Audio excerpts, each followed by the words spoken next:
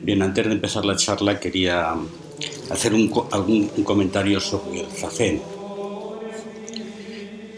Ayer le respondí a María Jesús cuando ella me decía que el zazen era también para ella un tema terapéutico, que le decía que no, que tenía que ser algo así como la manifestación de la vida, ¿no?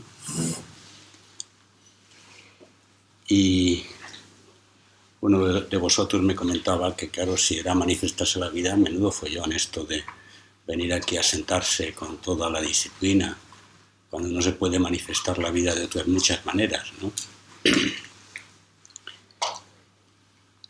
Y luego viene este texto incómodo de África, de esta mañana, en el cual se dice que mientras no haya solo zazen, las cosas se hacen a medias. Esto es, mientras haya uno haciendo zazen, hay uno y hay eso que es zazen. Y entonces hay dos. Y entonces hay algo falso en ese planteamiento. Y también viene ese texto antiguo de Goldstein, el maestro americano, que os recomiendo, si sabéis inglés, que leáis algo de él, que dice: nos sentamos la montaña y yo hasta que solo la montaña quedó, que tiene que ver con el texto de...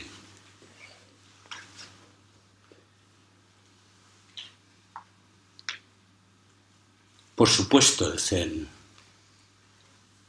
transforma la vida. Por supuesto, el Zen nos hace mejores personas. Transforma radicalmente nuestra perspectiva de la existencia. Se dice en los textos budistas que un solo instante de verdadero Zen borra multitud de faltas del pasado. Y también se dice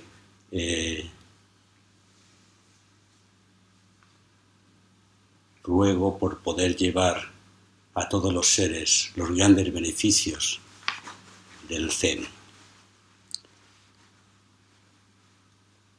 Por supuesto, el Zen nos cura el corazón, nos transforma, nos hace seres más auténticos, nos hace vibrar y tener una mirada profunda ante la vida. Cuando yo empecé a practicar el Zen, había un pequeño librito donde se decía los beneficios del Zen. Y se hablaba de Yoriki, que es una alegría interior que surge a través de los tiempos de práctica, haciendo que uno se sienta consigo mismo en paz, y una sabiduría interior. Ahora, el problema es que uno venga al Zen, se siente para eso, como el que va al médico, o como el que va al gimnasio, o como el que va a un restaurante. Mientras uno adopte esa postura, se le aplica lo que África leía. Es yo y eso. Consumo Zen. Y entonces, cuarto y mitad. Media hora todos los días. Y con eso, a ver qué se me da a cambio. Mientras uno esté en esa dinámica, estará perdido, dando vueltas a la noria. Por lo tanto, hay que olvidar para qué sirve o qué beneficios tengo. Porque siempre que se habla así, es porque yo aquí y ahí el objeto, y simplemente sentarse. Y por eso daba esa respuesta de ¿para qué me siento? Respuesta: me siento. Y por eso Dogen dice: no practicamos zazen para despertar. El zazen es la práctica del despertar, es el despertar en sí mismo, es la manifestación pura, simple de la realidad. Por lo tanto, rompamos con nuestra estructura utilitarista y simplemente sentémonos. De igual manera, y ahí vamos al tema de hoy,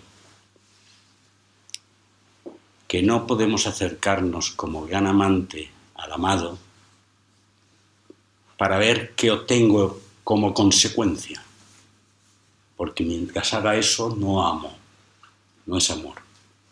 Y por eso yo le respondía a esa persona que la práctica del zazen es la práctica del amor, porque en el momento en que ya no hay dos, hay comunión. Lo que hay es acto puro, unificado. ¿Lo comprendéis? Si no, hay que decir lo que dice Linchi. Si no lo comprendéis, mirad, mirad una y otra vez.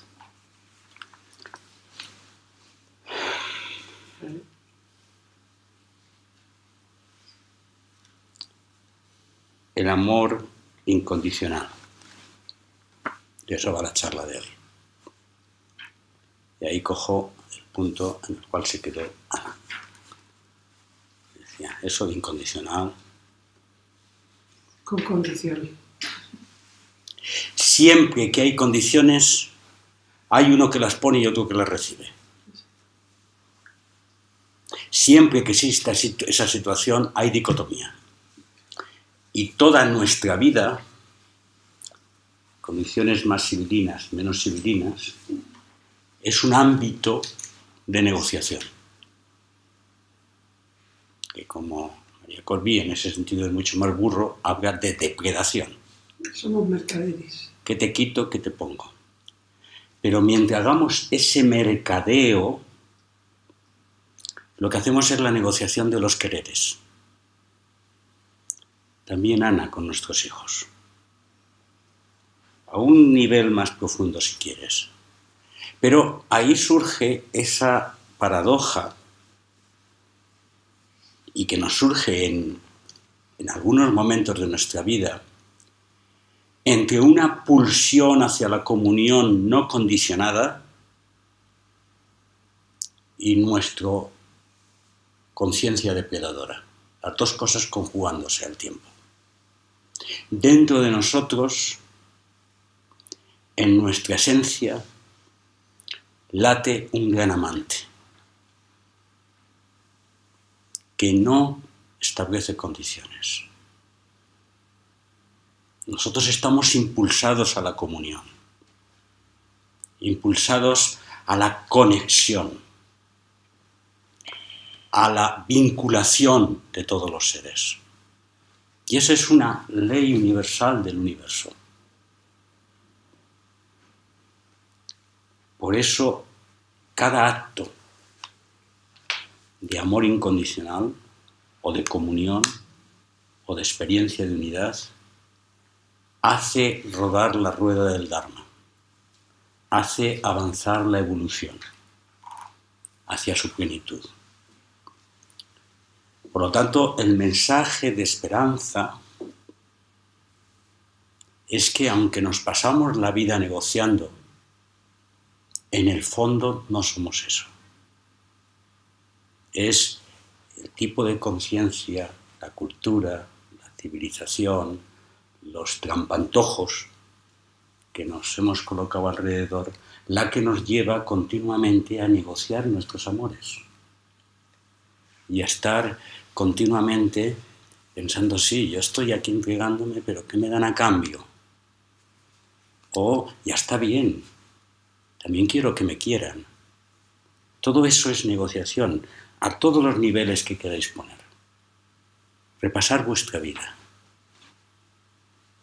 ¿Cuántas veces habéis dicho te quiero? Por cierto, hay que decir mejor te amo que te quiero. Te quiero para mí, o te quiero que seas así, o te quiero tal. Pero ¿cuántas veces lo hemos dicho? ¿Y qué hemos incluido en ese te quiero? Hemos incluido también el estoy esperando que me lo digas tú.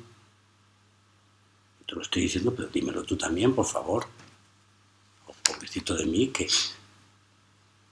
O yo te quiero para. O yo te quiero por qué. Siempre estamos en esa dinámica. A veces ni siquiera lo reconocemos. Pero al mismo tiempo es como si estuviéramos haciendo un brebaje donde hemos metido cuarto y mitad de una cosa y cuarto y mitad de otra. Al mismo tiempo hay una pulsión interior que no condiciona. También, metido en ese te quiero. ¿Os reconocéis en esto? ¿Os reconocéis en que a la persona que está más cerca de vosotros, por un lado hay ese cuarto y mitad de negociación, de trapicheo, de comercio, y por otro lado hay una pulsión por debajo que es una pulsión pura que se manifiesta? Mientras pongamos el yo, el ego, el personaje en la ecuación, será muy difícil eliminar la condición, porque el yo siempre demanda condición. Y nuestro trabajo, y es un trabajo, es un ejercicio, es precisamente avanzar hacia la práctica de que ese cuartillo que hay por debajo vaya ampliándose, vaya siendo una manifestación espontánea, que es natural, de ida hacia la comunión. Por lo tanto, es una práctica. No es simplemente, pues, a ver si se me convierte el corazón y ya dejo de ser tan negociante y me vuelvo más generoso. Es una práctica real, que dentro de la tradición del budismo se llama la práctica de metta, o que en inglés se llama la práctica del loving kindness. O sea, un ejercicio que nos lleva a desarrollar lo que ya está ahí y a que se manifieste. De igual manera que la práctica del zazen, en el fondo, es la práctica del amor incondicional, la práctica de la aceptación, del hágase. Y en el momento que hay esa aceptación, ese rendimiento, ese despojamiento, que es de lo que estábamos hablando todo este tiempo, ayer, en ese momento aparece espontáneamente la pulsión hacia el otro, hacia todas las cosas, hacia todos los seres. Yo creo que el Buda te oyó, ¿no? Porque aquí hay una frase que él te dedica que dice: así como una madre o un padre protege a su única hija o hijo a costa de la propia vida, de la misma manera uno debe cultivar un amor sin límite hacia todos los seres. O sea, ese sentimiento, esa pulsión que tú has sentido hacia tus hijos, debes ejercitarlo y extenderlo hacia todos los seres. Ese es el trabajo que hace 2600 años un señor nos dijo que teníamos que hacer.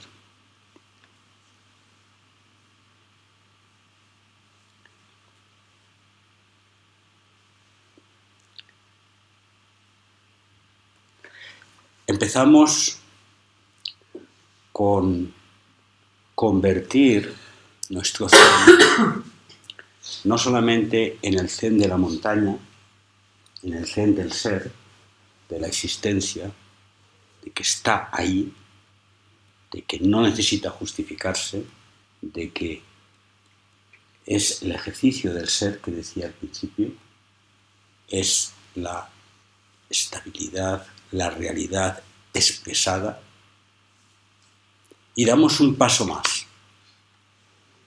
que es de aceptación. aceptación continua y permanente en el ejercicio de lo que ocurre, sea bueno o sea malo. Aceptación tanto en cuanto no ir contra la realidad, sino ser la realidad.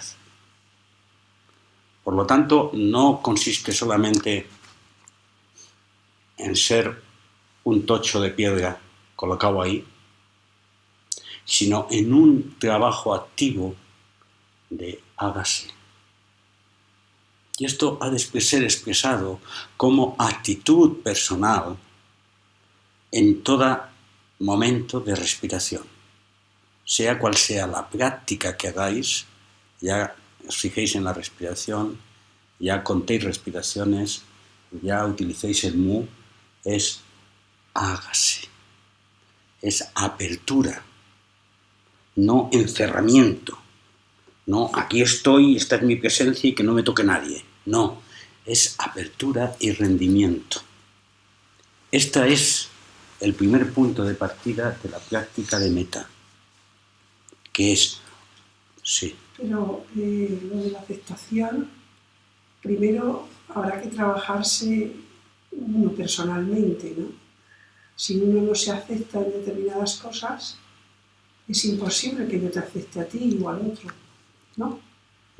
Pienso, no lo sé. Estoy hablando de la práctica de la meditación. Por eso, si uno tiene grandes heridas dentro de sí mismo, el maestro debe recomendar a la persona que no practique la meditación, porque esa aceptación radical puede destrozarte por dentro. Entonces, como a mí en una ocasión me mandaron al psicólogo, pues yo debo mandar al psicólogo a alguna persona si no está en esas condiciones. Una persona con una neurosis, una persona con una patología de síntesis, una persona con dinámicas paranoides, una persona con dependencias patológicas, tienen graves problemas para entrar en este tema. O sea, parto de la idea de que todos nosotros hemos realizado mínimamente nuestras tareas humanas y ahora damos el paso de vuelta a casa. Y en ese paso de vuelta a casa estoy hablando de un ejercicio que es estar sentado, primero, disciplinarse como la montaña, pero segundo, también mover el corazón activamente hacia la aceptación, sin que tengas que repetir continuamente lo acepto, sino simplemente ese mu que repites, esa respiración que suena, es un acto positivo de apertura a la vida. Y por eso es un movimiento de comunión, es un movimiento de presencia, pero presencia vinculada, presencia integrada en la vida. Y esa actitud que hacemos en la meditación, también en los momentos de la vida. Una reflexión. Por muy equilibrada que esté la persona, o así lo entiendo yo, tiene luces y sombras. Y menos mal. Normalmente, fuéramos solo luz. Cuando rechazamos la sombra, rechazamos una parte de nosotros. Sí. Entonces, entiendo que esa aceptación es también de la sombra. Es una aceptación de las luces y de la sombra. Es aceptación del drama de la existencia, de todo lo que somos. Aceptación no significa no luchar. O sea, aceptación, si yo veo un niño en Siria destrozado por una bomba, es aceptar que eso existe, no cerrar los ojos, mirarlo de frente y luego luchar para que no ocurra. Esa aceptación implicándote. Y lo mismo te ocurre con tu propia vida. Sea cual la situación, es de entrada mirar de frente con los brazos abiertos. Y en principio, sin calificar. En principio, sin poner la calificación de entrada, porque la calificación es como el juicio del juez, del diagnóstico. Ya he puesto el diagnóstico y ahora pongo la condena. Por lo tanto, el segundo paso es abrirse a la incertidumbre. Abrirse a no lo sé. Abrirse a que no todo está encasillado con nombres y adjetivos. Es poner en tela de juicio radicalmente tu forma de enfrentarse a la realidad. Ese paso de abrirse a la incertidumbre es el primer paso para ir rompiendo la dinámica del yo. Porque el yo siempre coloca nombres. Siempre dice, siempre necesita saber que esto es así y punto. Entonces, en nuestra práctica estoy hablando de elementos prácticos, no estoy hablando de teorías, sino de cómo practicar meta. El siguiente paso es poner un interrogante. Poner un interrogante porque en esa aceptación, como decía Diego, no siempre las cosas son sencillas. Tengo que... aceptación. Joder. Aceptación de un drama que no comprendo. Y significa verlo y tenerlo delante, no cerrar los ojos. Y también saber que no puedo controlarlo. Saber que puedo equivocarme. Saber que existe una oscuridad en esta aceptación.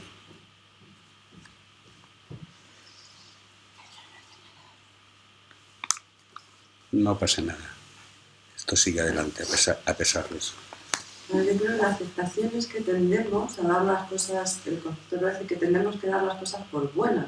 Y en realidad la aceptación sería aceptar tal como son, sin concepto de bueno o malo, esto y otro. Claro, es que en el momento en que metes el concepto de bueno o malo, ya estás calificando, diagnosticando y poniendo tratamiento. Entonces el planteamiento es, insisto, no estoy diciendo que en este momento yo me como una paella y no diga qué buena está. No, sino significa esa frescura de apertura en experiencia vital que te permite estar allí realmente, en las cosas, en los seres y en las situaciones, con todo el dramatismo que pueda tener. Por lo tanto, no califiquemos aceptación, califiquemos presencia, estar presente, no estar como un muermo, estar presente. Sí, Mercedes.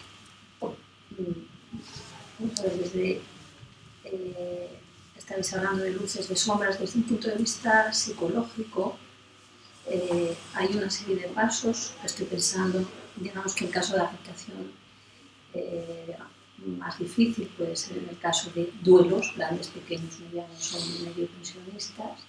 Y entonces esa aceptación de la que tú hablas y nos hablas siempre, de alguna manera sería desde un punto de vista psicológico pasar cuanto antes todos los pasos iniciales.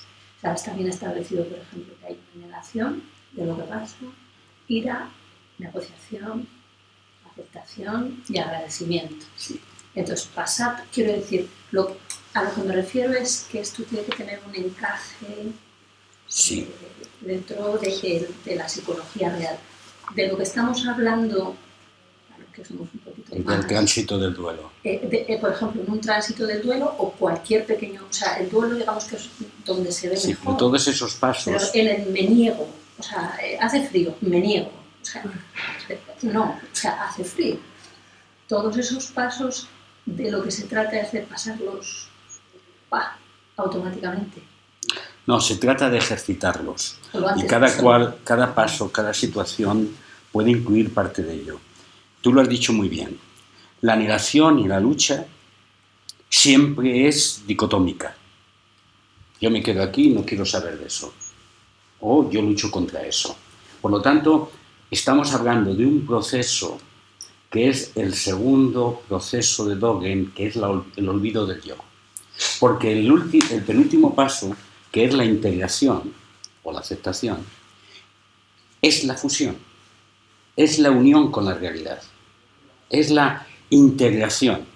Y en ese sentido es en el que se produce todo esto, primero en el zazen, luego en tu vida matrimonial, luego en tu trabajo, luego en lo que pasa cada día. Siempre hay, y gracias por el símil, ese proceso de nacer y morir, que en el fondo es un duelo. O sea, el proceso en el cual tú, para poder nacer a una nueva experiencia, tienes que abrirte, no tienes que negar y quedarte colgado en el anterior, tienes que no montarte tu neurosis, de que la neurosis es la lucha, donde tú te montas tu esquema y lo contrapones con la experiencia real, y tienes que mirar de frente la realidad.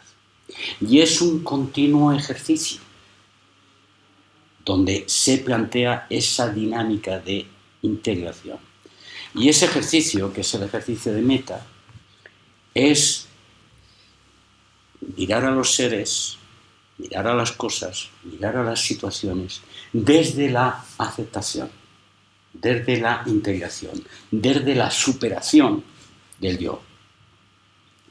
Y esto, amigos míos, queridos míos, está en el seno de lo más precioso de todas las tradiciones.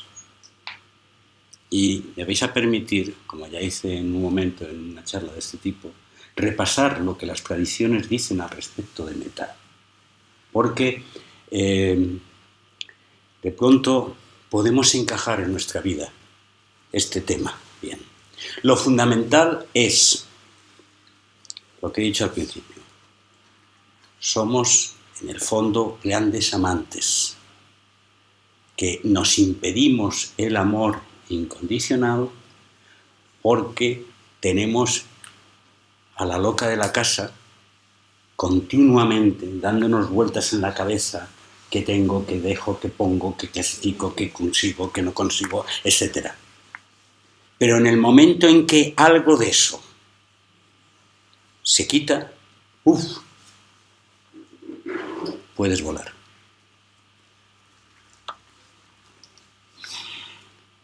En el budismo existe una práctica que se llama metta bhavana.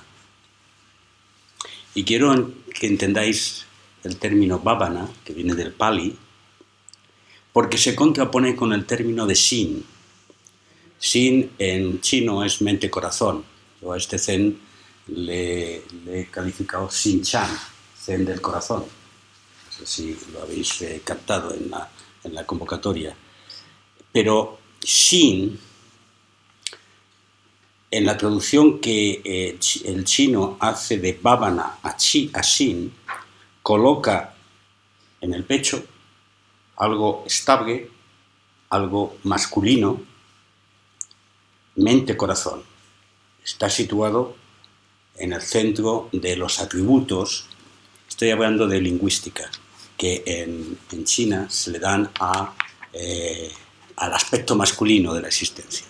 Sin embargo, bhavana es un concepto femenino.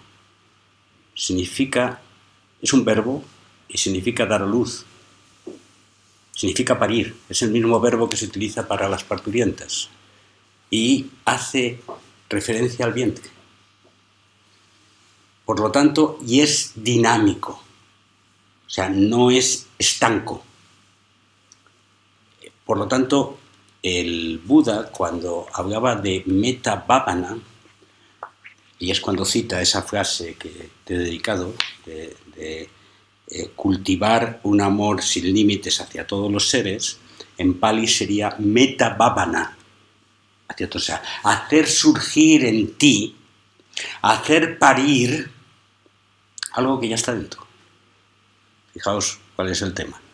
El tema es que bhavana se utiliza no para crear algo nuevo, diferente, sino hacer que se manifieste, que salga fuera algo que ya está dentro.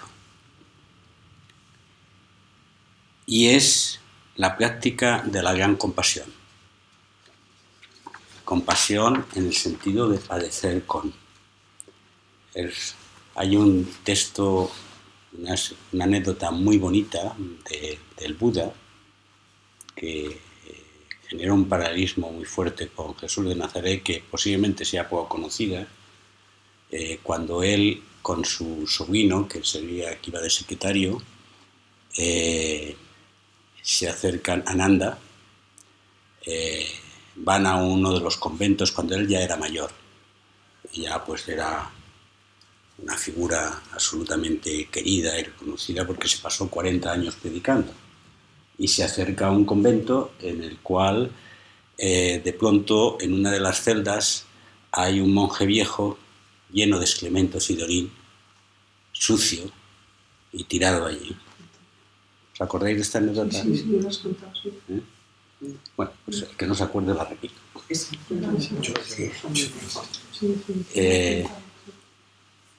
Entonces el Buda se remanga sin decir nada.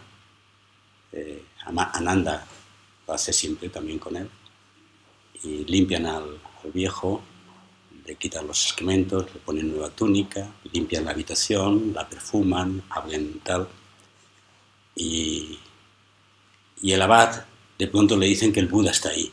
Entonces se pone todo azorado y va corriendo y le ven pegado ahí limpiando el suelo, etc. Dice: Señor, ¿por qué te has molestado con este monje? Está lleno de mal karma. Hay que abandonarlo. No sirve para nada en la comunidad. La única respuesta del Buda es: lo que a mí me hagáis, tenéis que hacérselo al más pequeño de los monjes. Y repito esto porque ese es el ejercicio concreto, la actividad específica de amor no condicionado. La práctica de la gran compasión es inherente a la práctica espiritual. La prueba del algodón. Si el Zen no os lleva a eso, no os lleva a que cada vez la pulsión de loving kindness, si no queréis llamarle amor incondicional, o sea, de generosidad bienhechora, sin esperar nada a cambio, simplemente por el acto de sí mismo, hay algo que está fallando en vuestro corazón. Hay alguna barrera que estáis todavía poniendo para impedir que el gran amante se manifieste. Y sobre todo, especialmente, el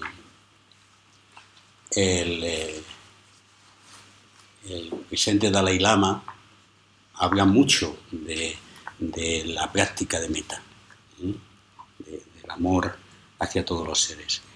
Y no os olvidéis nunca que en el tercer estrofa del Camino Espiritual de Dogen dice: el olvido de uno mismo lleva a la unión con todos los seres.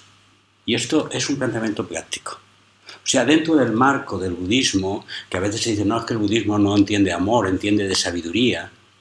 No es cierto, está incluido como parte del proceso y del camino.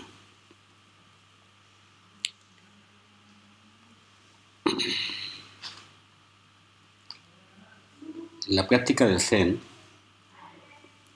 bueno, antes de ello, la clave para entender Metta Bhavana en el budismo está en el Sutra del Corazón. El Sutra del Corazón es el canto de la unidad. Forma no es sino vacío, vacío no es sino forma.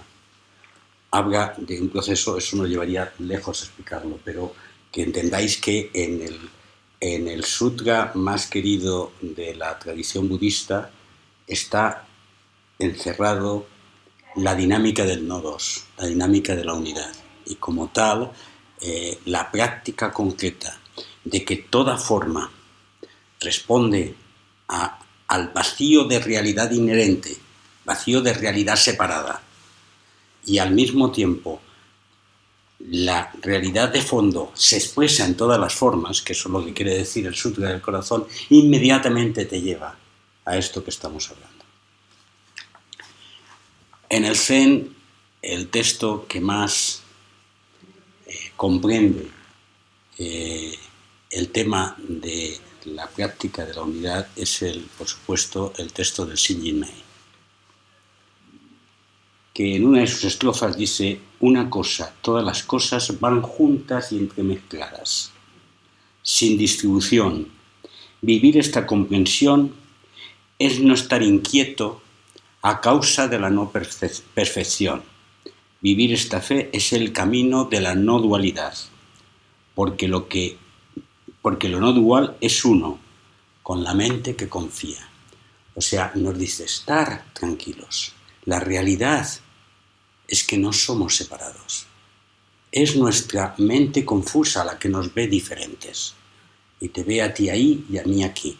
En el momento en que en tu dinámica de evolución, de maduración personal, dejes en algún momento de ver esa separación, inmediatamente saldrá tu pulsión de unidad, por lo tanto tu pulsión de amor. Y todo lo que he venido diciendo antes sobre el Zazen y sobre nuestra práctica es aplicable aquí. De hecho, es impresionante entender esa síntesis que Billy Hirschjager ha hecho de su tradición religiosa cristiana con la práctica del Zen. Y una de las frases que yo cité antes de ayer y que de alguna manera sintetizan esa comprensión experiencial que él nos ha dejado es: el entramado de la existencia es un entramado de amor. Esa síntesis es una tradición occidental con una tradición oriental expresada en una práctica concreta. Y en esa práctica concreta tenemos que volver a Jesús de Nazaret. La parte, si alguien dice, ¿cuál es el dicho más importante que conocéis de Jesús de Nazaret? Un mandamiento nuevo os doy, que os améis los unos a los otros como yo os he amado. Casi todo el mundo se fija en eso, en el que os améis los unos a los otros. Yo me voy a fijar ahora en el como yo os he amado, porque ese yo es la expresión vital del nazareno, que es una expresión vital de no separación. O sea, si uno ha de entender cuál fue la transición, el centro, el meollo de la transición de Jesús hasta convertirse en el gran profeta, es esa metanoia que avanzó en el desierto y que le hizo tener conciencia de unidad, conciencia mística, de unión. Por lo tanto, siempre que Jesús hablaba desde esa conciencia mística. Por lo tanto, lo que nos está diciendo es: una vez que se os caigan las barreras de la separación, entonces entenderéis la forma como yo os amo, y así amaréis. Eso es lo que nos está diciendo. Y si no estáis convencidos de eso, sí. Una cosa que hasta que lleguemos si llegamos a un par de vidas o cuando fuera, si llegamos a esa comprensión, esa presión del ser... Tú vas a llegar dentro de media hora. Sí, bueno. Cuando lleguemos a eso, si llegamos a eso, en el día a día, en la cotidianidad, hay una lección continua. O sea, estamos... Sí, en el día a día... Hay un ego ahí siempre que elegimos, ¿no? Y no solamente es eso. El gran amante expresado se vuelve sospechoso y peligroso. ¿Por qué? Porque pone en tela de juicio la cultura dominante, que es una cultura de mercadeo y de individualismo. Cada vez que tú expresas un amor sin condiciones, vas de culo en esta forma de vivir. Y por lo tanto, normalmente tendemos a reducirlo a un ámbito íntimo, personal, no un ámbito social, porque ahí te dan palos. Pero, Jorge, no debes plantear cuando yo llegue como si fuera un recorrido que tengas que realizar. Hemos hablado del Zen de no metas, no objetivos. Cada vez que te sientas y que hay un instante de silencio, eso es. Cada vez que pierdes tu conciencia de yo hago y simplemente es la acción, eso es. Cada vez que te quedas perdido en una nota musical y de pronto ha desaparecido yo estoy oyendo música, eso es. Por lo tanto, todos nosotros hemos experimentado eso alguna vez. Salvo que esté muerto. Y no lo estás. Cada vez que has tenido un gesto genuino de amor auténtico, aunque no haya sido más que un instante, ahí se ha caído el yo. Lo que pasa es que enseguida volvemos al rollito. Pero no es bueno que el tema te planteas, cuando llegue yo a ese momento en el cual ya todo sea perfecto, entonces comprenderé. Porque eso no va a ocurrir. Eso no va a ocurrir. De hecho, eso que acabas de decir fue una de las deterioros del budismo como estructura cultural. Porque como era tan difícil eso de vivir en la unidad, pues se colocó el mito de la tierra pura. Tenemos un itinerario y llegaremos, después de múltiples vidas, el tema del ciclo de las vidas, al momento en el cual alcancemos la tierra pura y ya no tengamos más vidas, ya seremos. Y se colocaba ya el futuro. Valle de lágrimas, paraíso. Exactamente lo mismo. Por lo tanto, rompamos con eso. Está al alcance de tu mano, en este momento. De hecho, estoy seguro que a lo largo, cuando ayer a mí se me cayeron las lágrimas por mi compañera, a Ana se le cayó. ¿Qué significó en ese momento? Hubo una conexión de corazón a corazón. No diciendo, pobrecito Pedro y tal, no. Había una conexión de que yo toqué la fibra que está ahí esperando ser tocada. Y eso aparece un momento y luego desaparece. Pero es importante verlo así. ¿Estamos de acuerdo, Jorge? Bueno, no digas cuándo lleguemos. Decía que si no estabais convencidos de ese yo mismo de Jesús, os recuerdo otro texto que es muy famoso y donde quiero que os fijéis cómo Jesús va quitando condiciones. Condiciones que situamos habitualmente. Pero yo os digo a los que me escucháis, amad a vuestros enemigos, haced bien a los que os odian, bendecid a los que os maldicen, rogad por los que os difaman, al que te hiera en una mejilla, preséntale también la otra, y al que te quite el manto, no le niegues la túnica. A todo el que te pida, da, y al que tome lo tuyo, no se lo reclames. Y lo que queráis que os hagan los hombres, hacérselo vosotros igualmente. Si amáis a los que os aman, ¿qué mérito tenéis? Pues también los pecadores aman a los que les aman. Si hacéis bien a los que os lo hacen a vosotros, ¿qué mérito tenéis? También los pecadores hacen otro tanto. Si prestáis a aquellos de quienes esperáis recibir, ¿qué mérito tenéis? También los pecadores prestan a los pecadores para recibir lo correspondiente. Más bien, amad a vuestros enemigos, haced el bien y prestad sin esperar nada a cambio, y vuestra recompensa será grande, y seréis hijos del Altísimo, porque Él es bueno con los ingratos y los perversos. Ser compasivos como vuestro Padre es compasivo. Este texto que hemos oído decenas y decenas de veces tiene el problema que se ha convertido en una especie de tópico donde casi no nos fijamos en la esencia. Y la esencia de este texto es que Jesús quita todas las condiciones a el acto de amor. Va eliminándolo. Y va eliminando de que enemigo. Bueno, entonces lo consideramos como una utopía, de que no somos capaces de hacer esto. Solo desde la ruptura de las barreras del yo es posible ejercitar esta máxima de Jesús. Solo desde esa perspectiva, porque mientras mantengamos la dinámica de mi interés, mi dinámica, no dejo surgir ese planteamiento. Por lo tanto, había un torrente de expresión de unidad en la vida del nazareno que se está manifestando aquí.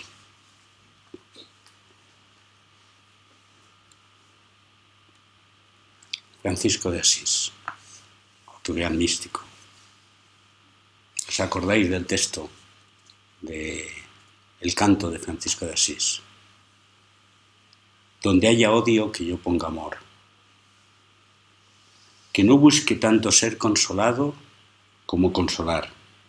Ser comprendido como comprender. Ser amado como amar. Porque es olvidándose como uno encuentra. Es perdonando como uno es perdonado. Es dando como uno recibe. Es muriendo como uno resucita la vida. Este texto de este santo místico expresa la operatividad concreta de cómo ejercer meta, de cómo ejercer esta forma de olvidándose, es dando. Entonces, son elementos operativos concretos. ¿Qué te puede pasar si apuestas por actuar de esta manera? ¿Te lleves un par de tortas de vez en cuando? Sí, de entrada te las estás llevando. Que te encuentres con que de pronto estás dando y parece que nadie piensa en ti. Dentro de poco todos muertos. ¿Por qué no has de apostar por ello? Digo esto desde la perspectiva de esta mezcla extraña que somos entre nuestro interés, nuestros deseos, nuestras necesidades y nuestras pulsiones. Esta apuesta concreta se concreta en actos específicos. Por ejemplo, me levanto por la mañana en esa casa de Siria donde viven un montón de gente, los platos, ahí en la... Me cachis en la mar, y hasta ha sido este que ha dejado los platos el día anterior, los voy a dejar ahí para que los limpie. Negociación. El acto concreto operativo los limpio. No es el tonto que limpia los platos por la mañana. Son actos muy concretos en los cuales tienes la opción o bien de negociar o bien de no negociar. Simplemente de entregarte. Es curioso, Pedro, que habría que rendirse porque si sigue con esa dinámica nunca acabaría. El otro no lo friega, yo no lo friego. Así, hasta el infinito. Alguien tiene que rendirse ahí para... Eso es negociación. Eso es negociación. Rendirse también. No, porque a partir de ese momento tú dices, qué bueno soy, que soy yo el que lava los platos, no, y claro. no lo hacen. Entras en otro tipo de dinámica. Es un cambio de chip en tu corazón, donde ni siquiera te das cuenta, a partir de determinado momento, que eres tú el pagano que lava los platos. Es una actitud tuya personal que la tienen naturalmente las madres con los niños pequeños. La tienen, siempre soy yo el que la hace y ya surge de una forma espontánea. Pero estoy hablando de un ejemplo práctico, con independencia del contexto concreto, en el cual tú continuamente, tu corazón te lleva a bien negociar o discursear, o poner justo o injusto, o bueno o malo, o simplemente actuar desde la pulsión que te surge. Y llega un determinado momento en que simplemente haces, en que simplemente expresas lo que eres, que simplemente das. Y entras un poquito, en el camino que indica Jesús de Nazaret. Sí, pero en eso hay un peligro. ¿Cuál es? Lo mejor en estos casos, porque yo he sido como ama de casa tal, no meten las cosas en la fregadora, no la meten. Y un día dije, Ana, tranquila, cogido bolsas grandes de plástico, enormes, todo lo que había en el fregadero, aquí. Y le digo a los chicos, ir a tirar esto. Mamá, esto pesa mucho. Digo, claro, son todos los platos y las cacerolas que no habéis fregado. Nunca más me volvió a ocurrir. Quiero decirte que, oye, la pulsión mía fue divina. Nos estamos equivocando por mi ejemplo.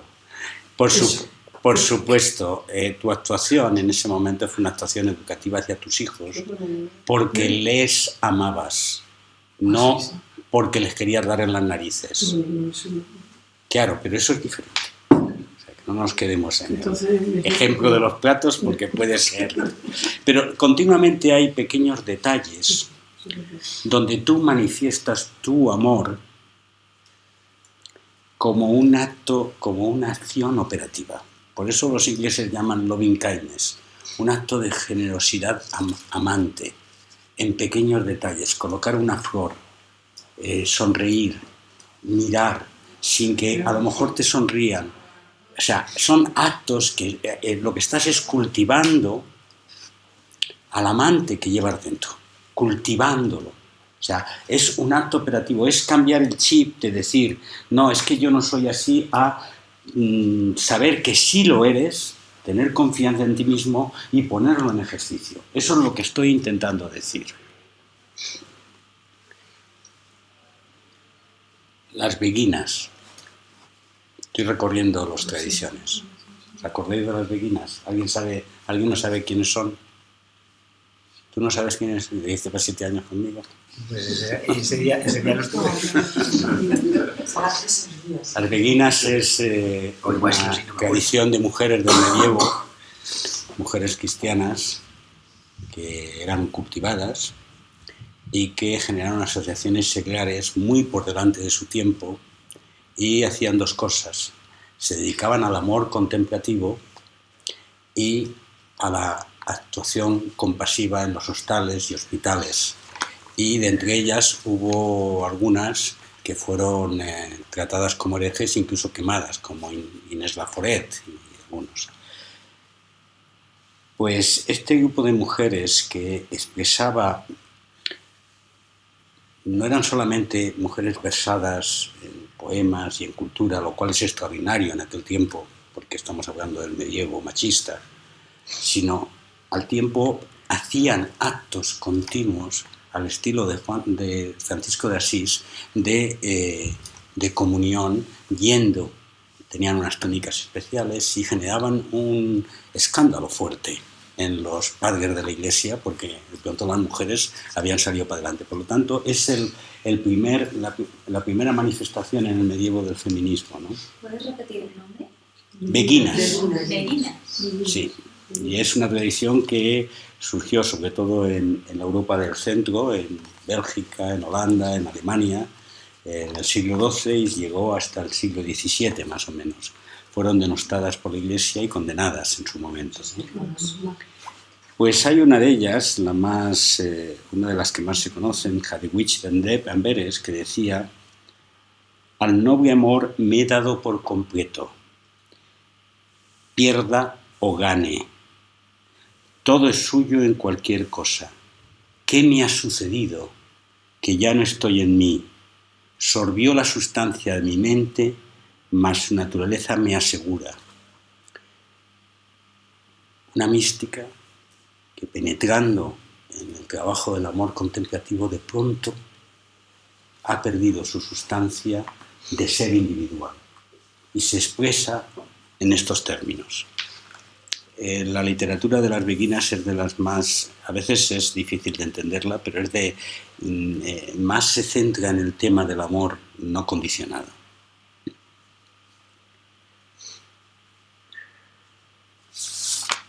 La nube del no saber.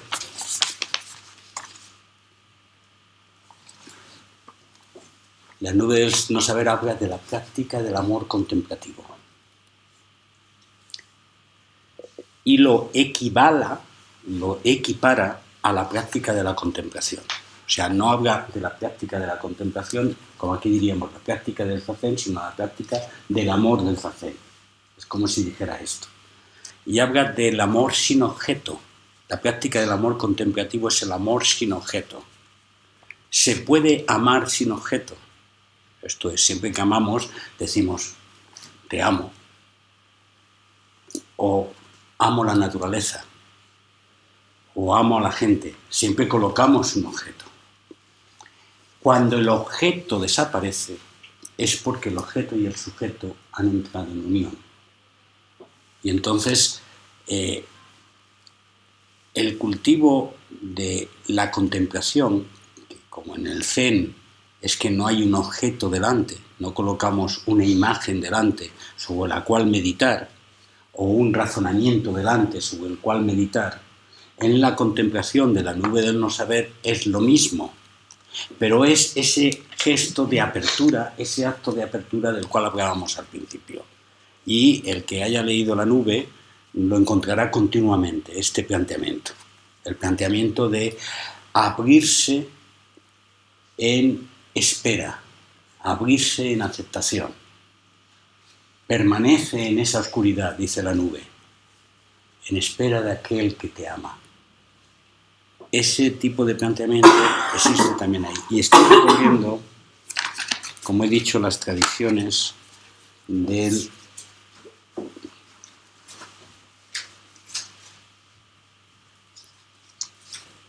amor contemplativo. Y la última, por supuesto, es la del sufismo, que es calificado como el camino del amor, y que todo el planteamiento básico del sufismo es un proceso de purificación para llegar a la unión con el ser superior. Con independencia de este planteamiento, el sufismo nos ha dejado textos bellísimos que a veces repetimos en nuestras prácticas, y fundamentalmente pues de Rumi y de otros. Y quería recordaros este texto de Rumi, que viene impulsado de dejar espacio a ese amante y que se exprese. ¿Y cómo se expresa? Ven, ven, quien quiera que seas, trotamundos, fiel amante del amor. ¿Qué importa? Nuestro camino no es de desesperanza. Ven, aun si has roto las promesas cientos de veces. Vuelve, ven de nuevo, ven. Es un llamado desde el fondo del corazón a ese planteamiento de unión.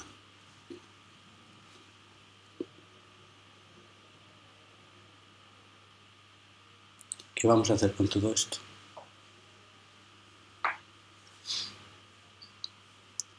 ¿Sirve para algo en vuestra vida?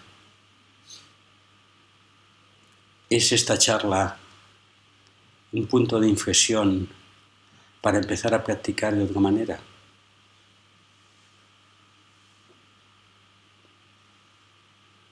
A mí me ha complicado la vida.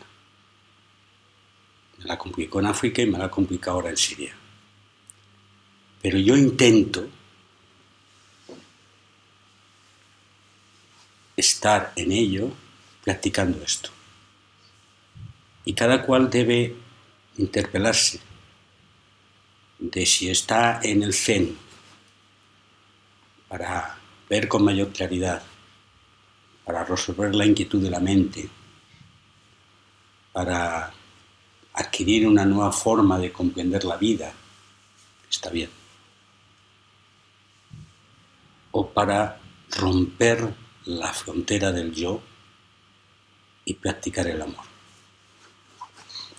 Yo me gustaría que esta charla pudiese orientar a una decisión profunda en cada uno de vosotros, de que a partir de ahora, si no lo habéis hecho antes, practiquéis para esto. Practiquéis para introducir y permitir que ese grito interior de unión que existe y que a veces se oye y otras veces no se oye, a veces le dejamos expresar y otras veces no, le dejemos espacio. Pase lo que pase. Aunque no consigamos ningún premio. Aunque no nos sintamos que estamos haciendo nada. Pero esa decisión es una decisión muy profunda, muy interior. Voy a vivir el resto de mi vida permitiendo amar sin pedir nada a cambio. Voy a trabajar, a ejercitar la gran compasión, la generosidad, el bienestar de todos los seres, simplemente por eso mismo, por el hecho ese. Y si, como consecuencia de ello, me pierdo, me quedo atontado, me desprecian o me llaman extraño, no voy a darle importancia, voy a seguir el camino. Yo creo, Pedro, que los que estamos aquí, que ya llevamos tiempo contigo, nos llevamos intentando. Y personalmente para mí lo más difícil es estar plenamente consciente en cada paso y en cada momento de mi vida, para no, vulgarmente dicho, hacer, pues no sé, tener unas salidas feas o simplemente digo, mira, sabes que te digo que hasta el gorro, nada, olvídame y tal.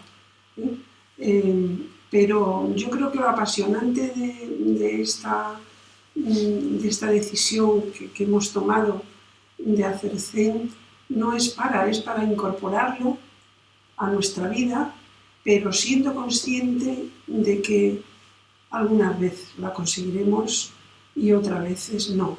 Pero que lo importante es darse cuenta, porque claro, si no te das cuenta, yo para mí ha sido el gran cambio que he sentido. No es que sea mejor persona, ¿no? Pero soy más consciente y a mí esto me ha valido mucho, ¿no? Porque algunas veces haces y dices cosas y tal, y no eres consciente de ello. Entonces, esta toma de conciencia de ese paso que has dado en falso y que tienes que tener la suficiente generosidad para saber pedir perdón, ¿no? Sí, lo que pasa es que conviene, Ana, revitalizar esa decisión, que yo sé que en ti está y en muchos de los que estáis aquí está, porque la tendencia habitual es volver a la negociación. La tendencia habitual del mundo, de las cosas, de ti mismo, es volver a esa dinámica de trapicheo. Y entonces, de pronto, es un tema de conversión. Antes lo he llamado metanoia, en el caso de Jesús. Es un tema de pronto sentir que te afincas y te sitúas en otro tema. Si algo me emocionaba de esta amiga de la cual hablaba, es que yo veía esa conversión ahí. La veía, no era algo antinatural, era algo natural que se estaba expresando. Y cuando tú te encuentras con una persona de ese tipo, de que sin hacer grandes aspavientos, sin manifestar no sé qué, pues hay un flujo de expresión amorosa que se manifiesta a veces en pequeñas cosas, entonces te das cuenta que vale la pena vivir así. Y yo creo que efectivamente, cuando yo he dicho que os interpelaba que tomáis una decisión, no estaba diciendo que no la hubierais tomado, o que no fuera un proceso que camina durante años tomándose, sino que revitalicéis de nuevo en este retiro, pues que eso tiene sentido. Sí, pero para eso tienes que tener conciencia de todo lo que... meterte en ese camino que no es un camino, es la vida misma, ¿no? Y para eso yo, no sé, a lo mejor es que... no sé, ¿sabes? Pero si a lo largo de mi vida, lo que me dure la vida, he conseguido dar 2, 3 pasos adelante y uno detrás, pues estoy como muy contenta. No sé, porque habías dado 2 pasos adelante. No, 3. No, da 3, 1 para atrás, 2. Pues eso, sí, pero como uno tiene que ser consciente de que también retroceden, sí. Porque si no, entonces es como desconsolador. Oh my God, a ver, ¿cómo voy a llegar? No, pues tropezando, y levantándote, y tropezando y levantándote, pero sabiendo que estás en el... Es que el gran amante, cuando se despierta, sabes lo primero que ama: la propia existencia. Claro. Y es la aceptación en primer lugar de la propia existencia, porque es la más cercana. Esas personas que se destrozan a sí mismas, no se aceptan, no se saben mirar al espejo y luego son muy generosos hacia afuera, son el fruto de una neurosis. Porque hay algo que no está bien. ¿Algo más? Yo tengo una pregunta un poquito personal de tu experiencia. Por ejemplo, tu experiencia en Siria, ¿cómo se ve ese amor incondicional que puede poner en riesgo tu propia existencia y, por así decirlo, el instinto de vida?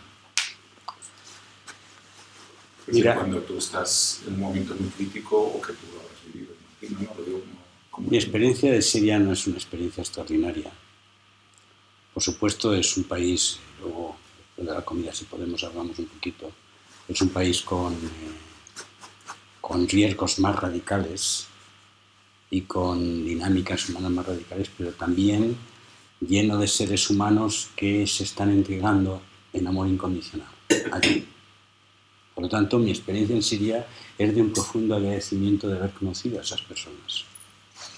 Yo me he movido con seguridad y he ido allí a servir. Y hago una actitud de servicio profesional. Por lo tanto, no es nada especial. Se construyen cosas, se hacen elementos en un ambiente en donde las contradicciones están más a flor de piel. Y esa es la gran diferencia. Que lo que decía Ana, de que te vuelves lúcido porque si no miras te dan el tortazo. Lo tienes ahí delante. En nuestra sociedad a veces te puedes tamponar continuamente con cosas y no te enteras. Sobre todo si no miras cierta prensa o cierta televisión o cierta no sé qué, te tamponas y estás como en tu burbuja. Allí, conforme vas por la calle, si no miras te vuelves tonto. Lo tienes delante la pugna, tienes delante la lucha, tienes delante al herido, la bomba que explota, las dinámicas rudas de opresión. Y eso cuando te encuentras, que eso lo vi también en África y lo ves en las sociedades en las cuales hay una crispación profunda de la existencia social, cosa que en nuestro país, pues esa crispación profunda de la existencia social, pues existe. Sobre todo si vas por ciertos barrios por la noche, te das cuenta en Madrid pues que existe realmente esa pobreza, esa desesperación, pero se tampona, se colocan muchas capas encima para que no se vea. Entonces, la única diferencia es que la naturaleza humana se expresa de una forma más simple, más completa, más directa, y tienes la oportunidad de comprender eso. O, lo contrario, colocarte también, que los hay, entre los trabajadores humanitarios lo hay. Se colocan la venda encima y solamente no quieren ver. ¿Cómo encuentras el silencio en medio de todo eso? Pues de igual manera que aquí. Es más fácil allí que aquí. ¿Por qué? Porque te toca el meollo de tu corazón. Es más fácil siempre y cuando tengas tiempo material, porque hay muchísimas cosas que hacer, ¿no? Pero